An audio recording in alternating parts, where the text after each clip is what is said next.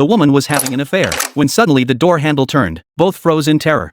But the person outside didn't push the door open. They breathed a sigh of relief. Yet when the woman hurriedly dressed and stepped out, she saw the gift her husband had sent. Her expression froze instantly. She frantically dialed Charles to discuss a plan. Before she could hang up, her husband burst through the door. He ordered her to accompany him to China, where a plague was raging and claiming countless lives. As a bacteriologist, Walter intended to let his wife experience love during the cholera epidemic, but upon hearing she was being sent to her death, his wife refused outright. Her face flushed with fury. She berated him for disregarding her life. Walter tore away her veil of modesty, threatening divorce on grounds of infidelity if she refused. Yet Kitty, hearing this, remained utterly unconcerned. She declared Charles had already promised to be with her. Walter was both amused and exasperated. He knew this was nothing but a lie he could see through with his toes, so he offered his wife another choice. If Charles agreed to marry her, not only would he not take her to China, but he would also secretly divorce her. With that, Walter turned and walked away. Kitty hurried to find Charles to secure a backup plan, but Charles only cared about whether the affair would be exposed. Upon learning Walter was willing to keep it confidential, the man, now free of worry, immediately wanted to cut ties with Kitty.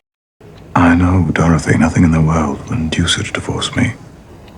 You don't want to divorce her. Kitty was left both laughing and crying. She laughed at her own belief in true love, which, in her lover's eyes, had been nothing more than a fleeting affair. Finally, with her heart completely broken, Kitty had no choice but to resign herself to her fate. She followed Walter to China, to punish her for her disloyalty.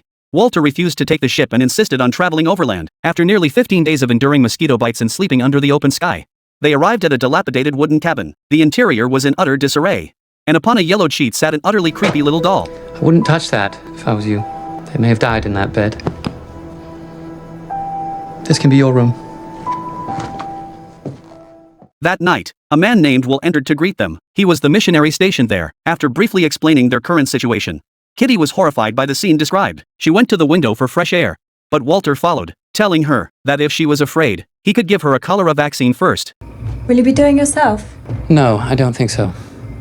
You needn't bother with me then. Suit yourself. Thus, both decided against vaccination, betting on who could endure the longest. The next day, after Walter contacted the local garrison commander, they boarded a boat together to investigate the epidemic in the village. Upon seeing the village clinic filled with patients vomiting and defecating, waiting to die, Walter's eyes welled up. He desperately wanted to find the source of the cholera, but due to language barriers and conflicts with local customs and beliefs, he frequently faced brutal resistance from villagers. This forced the commander to assign an additional soldier to protect Walter and Kitty. Meanwhile, Kitty wasn't idle. She penned a 5,000-word letter to Charles, asking Will to mail it for her. But when Will delivered the letter, Kitty accidentally learned from him Charles was a scoundrel. Moreover, Charles's wife knew of her husband's behavior, but couldn't be bothered to care, believing all those surrounding him were lowlifes. Hearing this, Kitty's heart was pierced. Returning home, she tore the letter to shreds, all her grievances and shame erupting in that moment.